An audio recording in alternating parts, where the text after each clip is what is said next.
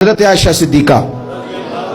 رضی اللہ تعالیٰ عنہ فرماتی ہیں ایک عورت تھی اور اسے نبی پاک صلی اللہ تعالیٰ علیہ وسلم نے وہ کلمہ پڑھ کے مسلمان ہوئی، مدینہ طیبہ آ گئی تو حضور نے مسجد نبوی شریف میں اس کے لیے مکان ایک سادہ سا کمرہ ساتھ مسجد کے بنوا دیا، وہیں رہنے لگی۔ اکثر وہ سیدہ طیبہ کے پاس آتی تو حضرت عائشہ صدیقہ رضی اللہ تعالیٰ عنہ فرماتی ہیں وہ بڑی باتیں سناتی اور آخر میں کہتی وہ ہار والا دن بھی بڑا عجیب دن تھا اور میرے رب کی قدرتوں کا دن تھا، وہ بھی بڑا عجیب دن تھا۔ سیدہ عائشہ صدیقہ رضی اللہ تعالیٰ عنہ ایک دن فرمانے لگی کہ تو ہار والے دن کا بڑا ذکر کرتی ہے، وہ کیا دن تھا؟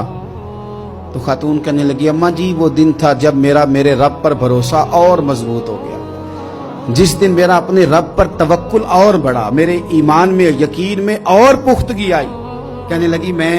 ایک گھر کی کنیز تھی، نوکرانی تھی، اس گھر میں ایک بچی تھی جس کے پاس سونے چاندی ہیرے جواہرات کا ہار تھا۔ اس زمانے میں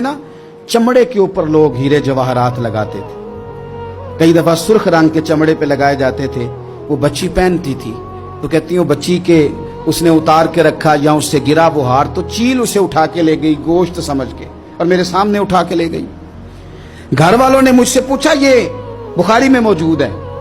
گھر والوں نے پوچھا مجھ سے کہ وہ ہار کہاں ہے تو میں نے کہا چیل اٹھا کے لے گئی۔ گھر میں کچھ چوری ہو جائے تو سب سے پہلا الزام کس پہ لگتا ہے؟ ملازمین پہ۔ کہتے انہوں نے مجھے بڑا مارا، بڑی تکلیف تھی، حتیٰ کہ میری شرمگاہ تک کی تلاشی لی، میری عزت اتنی خراب کی میں بتا نہیں سکتی۔ میں نے اپنی زندگی میں ایک واقعہ دیکھا،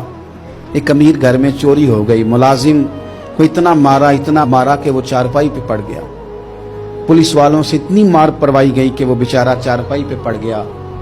اور پھر وہ اتنا بیمار ہوا اور کچھ دنوں کے بعد پتہ چل گیا کہ چور تو اپنا بیٹا ہے ان کا،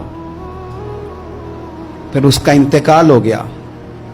اب وہ سیٹھ صاحب اور گھر والے آ کے مرنے والے کے کان میں معافیاں مانگ رہے ہیں، کان میں۔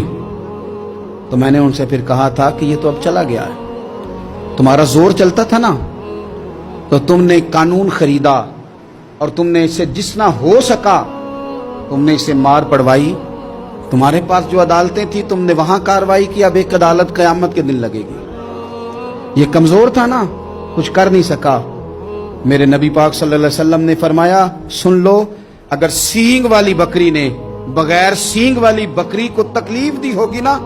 تو قیامت کے دن اسے بھی بدلہ دینا پڑے گا کہ تیرے پاس سینگ تھے اور تو نے اسے مارا تھا۔ وہ خاتون عرض کرتی ہے سیدہ عائشہ کی خدمت میں کہ مجھے بڑا مارا، مجھے تکلیف دی، میں کہہ رہی تھی کہ میرے سامنے چیل لے گئی ہے پر وہ نہیں مان رہے تھے، اماں جی انہوں نے مجھے بڑا مارا۔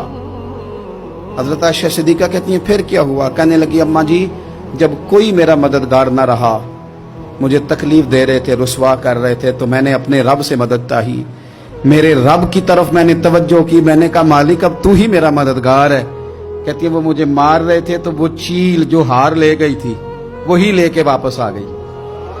اور ہمارے سروں کے قریب لا کے اس نے جب اس ہار کو پھینکا وہ مجھے چھوڑ کے سائیڈ پہ ہوئے، وہ میری بے گناہی جان گئے، لیکن آپ کو بتاؤں اس دن سے میرا اپنے رب پر یقین اور بڑھ گیا۔